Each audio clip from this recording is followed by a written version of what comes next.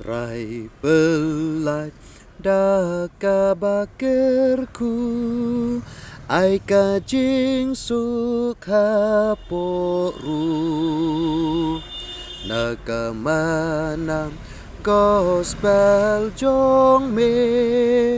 ai ngin bam daka bangu